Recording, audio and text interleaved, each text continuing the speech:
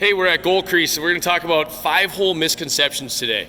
Bennett's in net. Bennett, show us your butterfly, please. A lot of coaches and parents don't really understand the 5-hole closure and the elements involved, okay? Get in your widest butterfly. Flare your feet out a little wider. Now, in that butterfly, it's a weak position, and if we get in here close, you can see there's a big piece of daylight there from behind. I want you to see how far apart his knees actually are. There's a knee stack there, a knee stack way over there. And you can see daylight under his pads.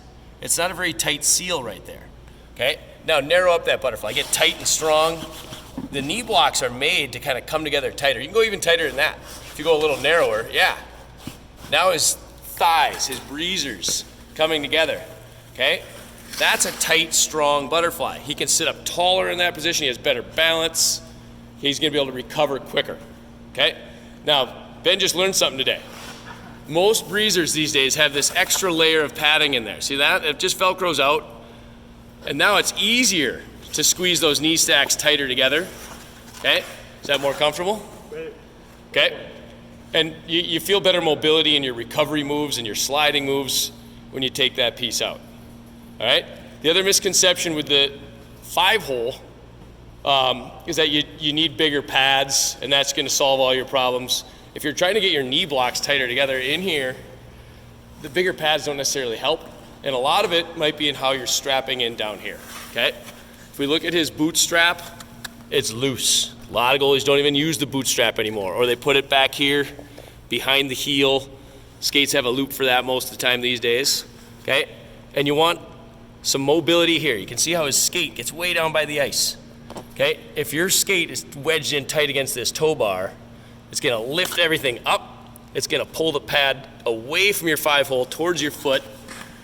So if your kid or your goalie, parents and coaches having trouble with the 5-hole, check the setup down here. Make sure it's loose enough that his pad can shift away from his foot towards the 5-hole before you go spending a lot of money on bigger pads, okay? Now also the stick. Stand up for us. Let's talk about the stance. You might see a kid whose stick isn't quite on the ice all the time, okay? That doesn't necessarily mean he needs a bigger stick. Okay? He might just need to bend his knees more. The goalie might need to get stronger at the right moment. Okay?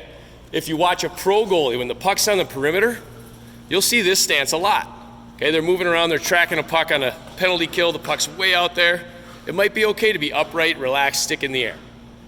Okay? As the play approaches, the attack's more dangerous, you want to be able to do this.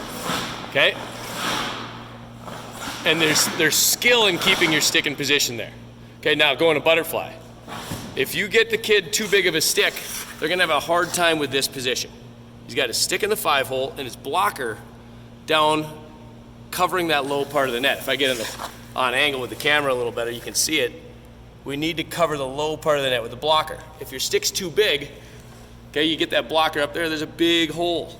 Or what happens if you try to close that hole, the stick shifts too far to their glove side. That's a really common problem.